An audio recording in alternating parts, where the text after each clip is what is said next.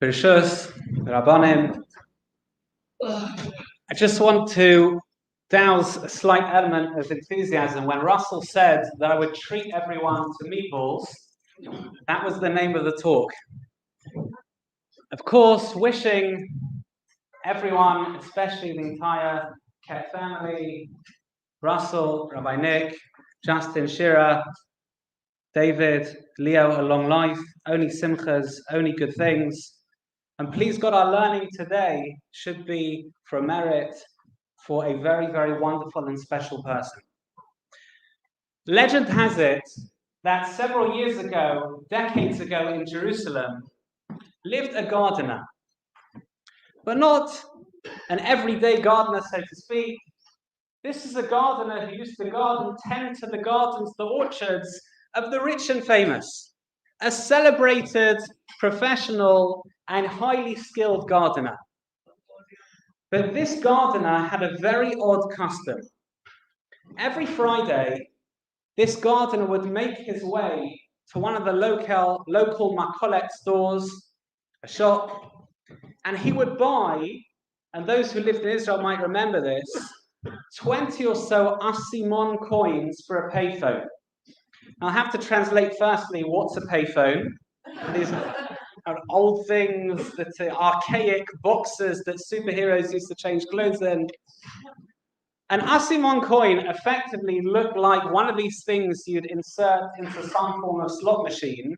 It looked a little bit like a polo with a slight indent in the middle. Anyway, he used to buy 20 asimon coins, and then he would proceed to make call after call on the local payphone outside this makolet. Now, Israel being Israel, had the merit of living there for 12 years. When behavior is repeated, people get curious. When Israelis get curious, they let you know that they're curious. And therefore, the makolet owner, after 4 or 5 weeks of this behavior, decides to eavesdrop. What is this conversation? What is this gardener saying week after week, buying the asimon coins, going to the payphone and calling people? What's going on? And he hears the conversation repeating itself. And it goes more or less as follows, or translate into English. The gardener calls someone up, or various people up, and says, I'd like to introduce myself. I'm a gardener. Do you have any business for me? The conversation clearly was a very short conversation, because about 5 seconds after his grand introduction, he put the phone down and called someone else. And so it went week after week after week, clearly rejection after rejection. The makolet owner eventually had enough. And when that next Friday, the gardener came to buy the asimon coins, the makolet owner said, look, a bit of a favor I've got to ask from you. This works better in Hebrew. He says, I've got a very small balcony. There are a few plants, a bit of greenery. Would you mind tending to my little mirpeset, my balcony? And the gardener looks at him and says, me? He says, I'm a gardener for the rich and famous. I've got loads of business. I don't need anyone. My makolet owner, Israeli, not shy, says, Adoni, sir, I'm very sorry to say this. It's good when Israelis say sorry. I'm very sorry to say this. But I hear you week after week calling people up, offering your services. They reject you. Clearly, I'm sorry to say this, but you clearly don't have business. And the gardener says, no, you misunderstood. You see, I'm a gardener for the rich and famous, right? But I never see the proprietor. I never see the owner. I get let in through the side door, the workman's entrance. I do my job. No one ever gives me any feedback. And I finally discovered a system to make that happen. You see, every Friday, I call up the owners. And I say, do you need a gardener? And if they say, no, I've got a fantastic gardener, it means I'm doing a great job, right?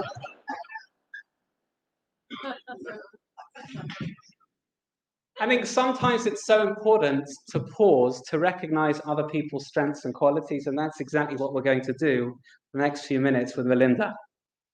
I'll say on a personal note, apart from the fact, as we'll reference later, seeing Melinda and the family in Netanya summer after summer, I have to confess, don't know if I should do this as a rabbi. The Ten Commandments probably above me, aren't they?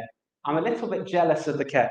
I am. Each one talented in a very, very different way. And of course, it takes a very special person to cultivate people with different talents and allow them all to shine.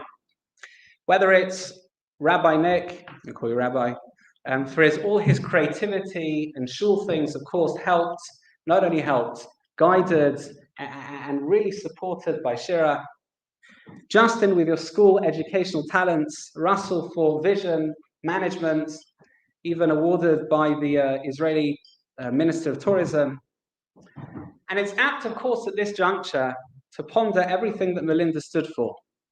Not only because that's the best way we remember her, but because it's also her schus, her merit, that we reflect on these things. The truth is, in the deeper sources, they say that when a person passes away, there's a certain void of everything they stood for. Even though, of course, the legacy lives on through the family and everyone they've impacted. But then, midst their good qualities, so to speak, are up for grabs. There's a void of those qualities and strengths in the world, and it makes it easier for other people to latch onto.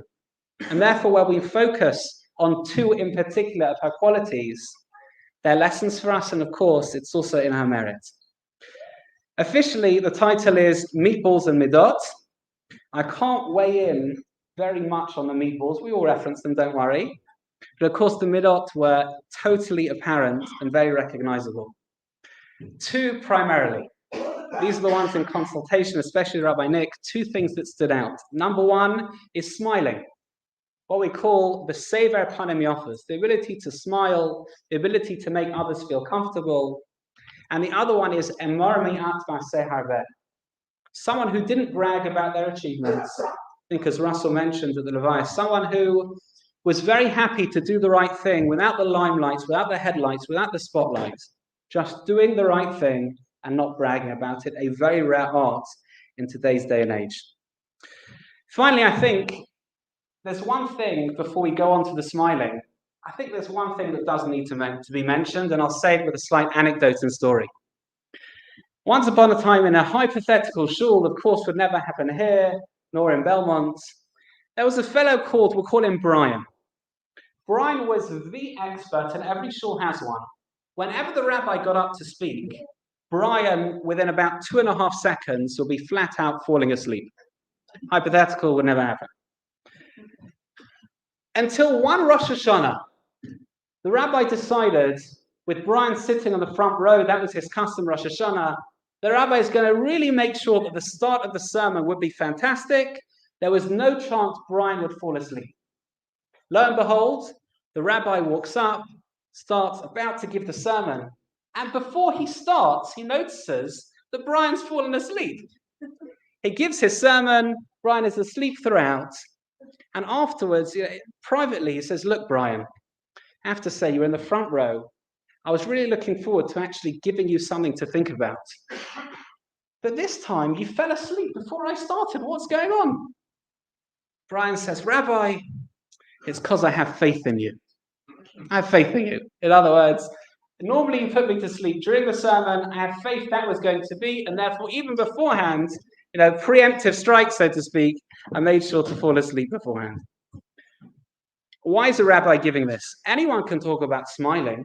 I mean, it's just one of those human features. It's basic kindness, basic morality to a certain degree. Two things I think stand out. Firstly, the fact that I've merited to be a friend of the family, and of course, know Melinda as well. But there's something very Jewish, as we'll see in the next few minutes, about smiling, about recognizing someone else's day, where someone else is holding someone else's basic emotions, and being able to respond in a ubiquitous, almost wordless manner that is a smile. I have to say, when I started looking up some of the Jewish texts and the Jewish view on smiling, the Sever Panim Yafos, it's a Mishnah in Pirkei Avos, the first chapter, 16th Mishnah. I was astounded, and I mentioned this to Rabbi Nick, I called him up one Friday, about how much just resonated, how much almost resounded about Melinda. I'll tell you some of the commentaries on that Mishnah, which references smiling. The first is the Rambam. The Rambam writes as follows. I'll read it in Hebrew and translate. He says, what does Sever Panim Yafos mean? What does smiling mean? What does greeting people pleasantly mean? Explains the Rambam, someone who's able to converse very comfortably in a refined way, calmly with others, uvidvarim arevim uritzuyin, in a very pleasant and pleasing manner. I mean, as part of a job at Norwood, hosting people with the meatballs, being comfortable, allowing others to express their talents and express themselves, I mean, that says it all. Rav Vadim Tanura, one of the other commentaries, takes it a step further. He says like this, I'll read this one in English. He says, the Mishnah is not just telling you have to smile, and it's a good thing to smile. If a person has guests, make sure they're not begrudging whatsoever. Again, with food and entertaining others, inviting others the whole time, making sure people felt comfortable at their table. Rav Vadim Tanura, his commentary, very loud. Rabbeinu Yonah says, show them a happy face so they'll be comfortable with you. Now, there's sometimes, and I see this when I teach teenagers, sometimes there can be a lot of distance that is suddenly dissipated with a smile. It's a way of conveying that someone can be comfortable with you. Someone can open up to you. Someone can share their emotions because I'm comfortable, I'm accepting, and I'm ready to hear what you have to say. Someone shared with me, Rabbi Nick actually shared with me a beautiful email from Ruth Schneider, who writes as follows, and I was told I was allowed to share it, just in the vein and the theme of smiling, showing someone a happy face, so they'll be comfortable with you, not because it's a popularity contest, not because we need other people's validation, other people's, seeing that I'm popular in order to live our lives, but because that impacts on other people. Listen to this. She says, I'm so sorry, and I'm shocked to hear of the passing of Melinda. I have very fond memories of her from my childhood and recently in Netanya or around Stanmore and Edgware. Melinda was always so warm and friendly, and it always brought a smile to my face to see her. That's a reflected smile. When I was about 8 years old, I was riding my bike near your house, and I fell and hurt myself ever so slightly. Melinda came out of the house to help, giving me a plaster, and most importantly, a sweet, and invited me in to clean up. That's not cleaning up the house, you understand? That's you. That's what the commentary said. I wasn't embarrassed to speak to her, like I was to other friends' parents. I think that line says so much. I'll read it again. I wasn't embarrassed to speak to her, like I was to other friends' parents. She had this ability to make you feel so comfortable. She was very special, as are you as a family, and I'm thinking of you.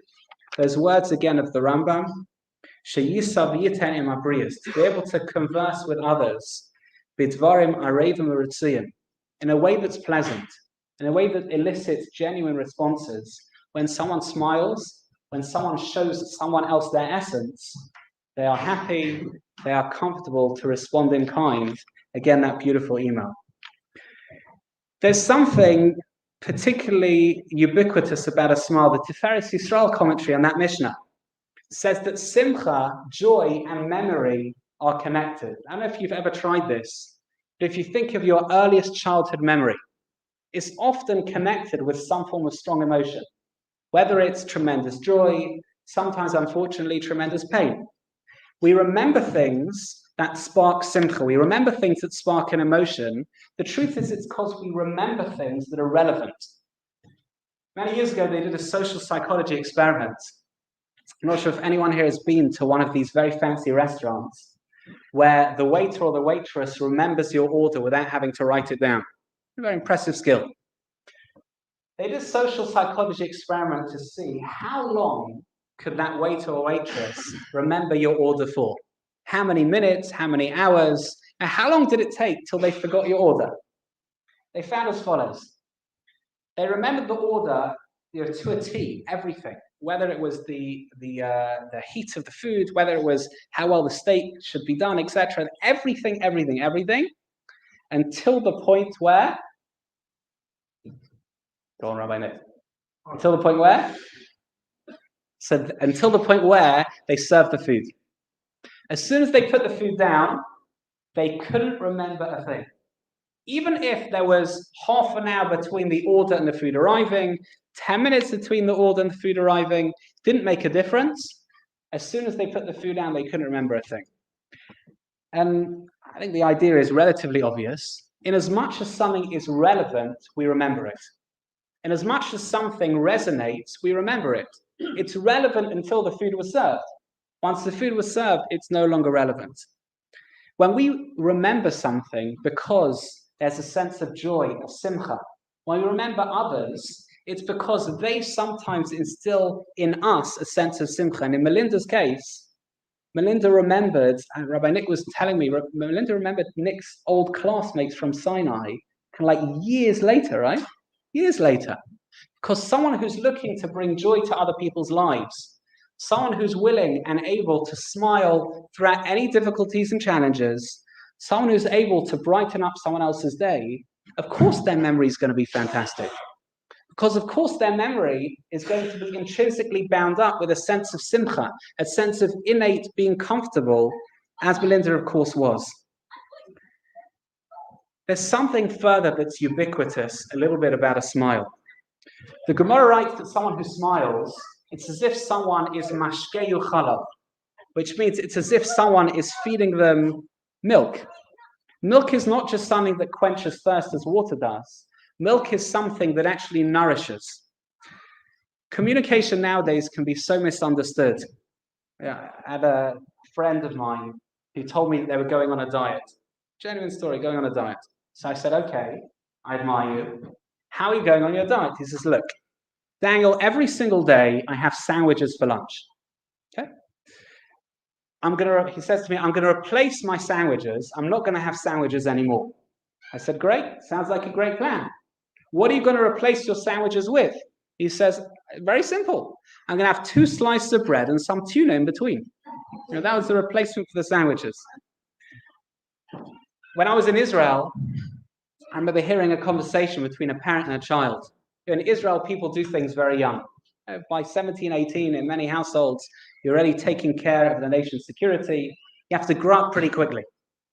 I remember seeing a scene where a father was teaching a 6-year-old or so to walk to the park by themselves. Now that walk meant they went down the road. The park was only about 100, 150 meters from where they lived. And the father had one rule. That rule that he said to the child time and time over was no walking around any corners. Right? Asur lalechet bakan, you can't walk around the corners. Why? Because of course a corner means there's a distance between origin and destination. That's why we're tzitzit actually on the corner of our garments. A corner means you can't see things. A corner means things are hazardous. I can't see you. You're not in my line of vision anymore. So the father decided it's going to be the first trial. Said to the son, right, go on, off you go. I'm going to be behind you. You walk ahead. See if you can get to the park by yourself. And of course, the son, the child, newfound freedom, starts running off and heads around the corner. Father brings the son back. I told you, no walking around corners. I warned you, right? Okay, new trial, start again. A few seconds after the new trial had happened, again, the son is walking around the corner. And the father this time, shamedly, loses it with the child. Starts screaming, says, look, this was your chance. And I told you, you're not allowed to walk around a corner. I warned you, this is stopping now. You're not allowed to walk to the park by yourself again. And the child, just bless him very sweetly and innocently, turns around to the father and says, Abba, his daddy, says, what's a corner? Now, the child had no idea. The terms hadn't been defined. There are certain things when we communicate, especially now with non-verbal communication and social media, etc., communication can be so misunderstood, of course. But there are certain things that are ubiquitous, as much as there's such a clear expression of who I am.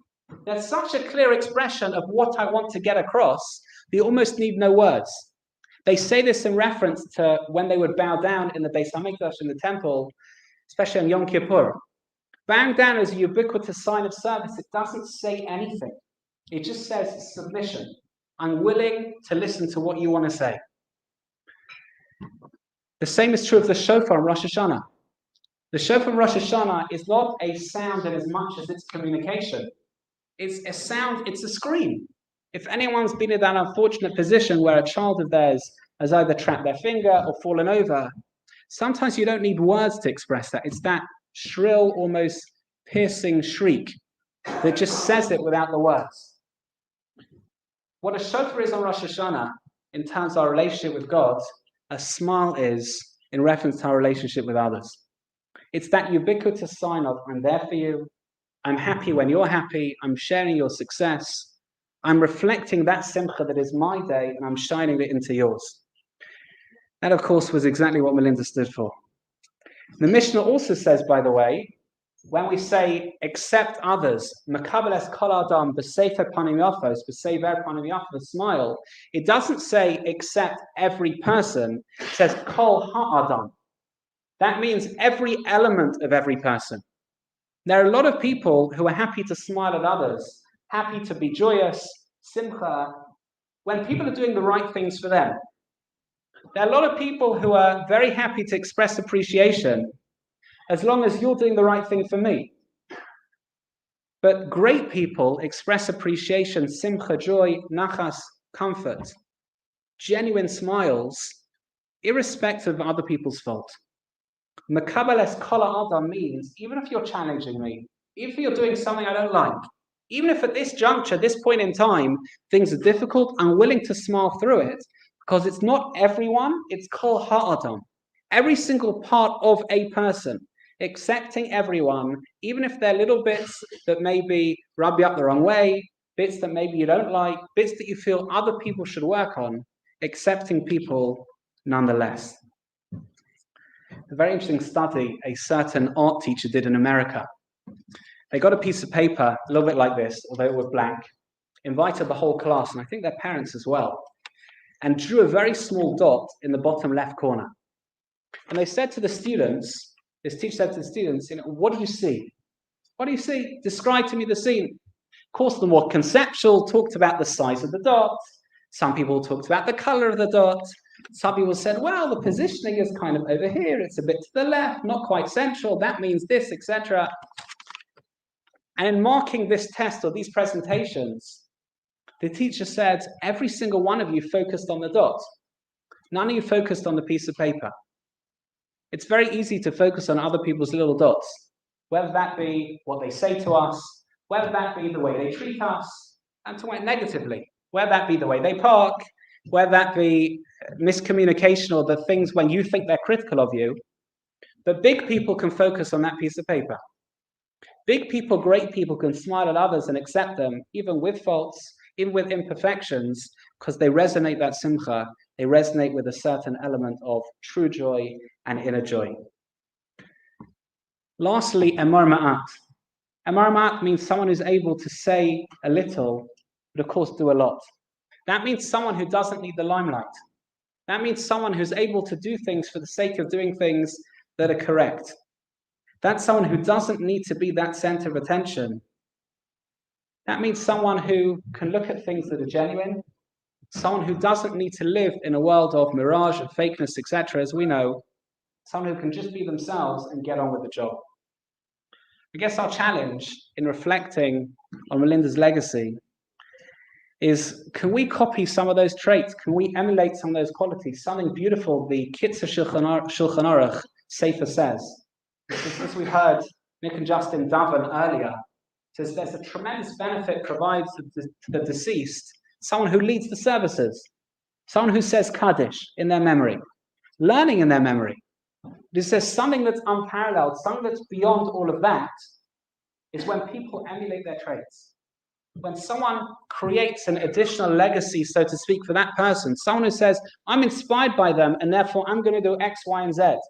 A family who continue living Melinda's legacy and midas, everything she stood for, is someone who is a family who can give her tremendous merits way beyond all the ripple effects that Melinda created in this world. I'm reminded, in closing, of a teacher of my daughter. I think I once told this story actually over here, one Shabbos, without the microphone. And this teacher was a year 4 teacher, and there was a girl who moved to my daughter's class when she was in year 4, a girl who moved from Argentina. Now, this girl was having quite a troubling and challenging time on her weekly spelling test. This girl approaches the teacher in secret and confidence and says to the teacher, look, it's not fair. Everyone else is getting 80, 90% on their weekly spelling test, but I'm getting 20s and 30s. Of course, the teacher says, look, it's not about world records, it's about personal bests. You're improving, you're making progress. And after all, your first language, you just moved from Argentina. Your first language isn't English, it's very good, not Argentinian, Spanish. It's Spanish, great. All right, so how do I know this story? How am I privy to this private conversation between a student and her teacher? We didn't move from Argentina. A few weeks later, my daughter is studying for a spelling test. Now, my daughter Miriam is studious, assiduous. She's great. She studies very, very well. And the weekly spelling test was easy. But I see her struggling. And she walks over to me and says, Daddy, can you help me with this test? That itself was kind of alarm bells. Can you help me, Daddy, with this test? No problem.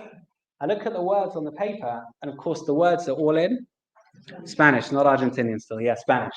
Right? The teacher had set for the entire class a spelling test in Spanish just so that this girl should feel good about herself. I have to say, I have no idea whether she came out top. I hope she did. But the point is, in our lives, as Melinda did, to be able to adapt our daily lives, our daily routine, even expectations, to make other people happy, to make other people smile, to make other people excel. And it should be, our learning should be a schus for Rachel Bat Lev Halevi. Please God, we should emulate her midas. Please God, her family should have only nachas and simcha, a lot of good times to come.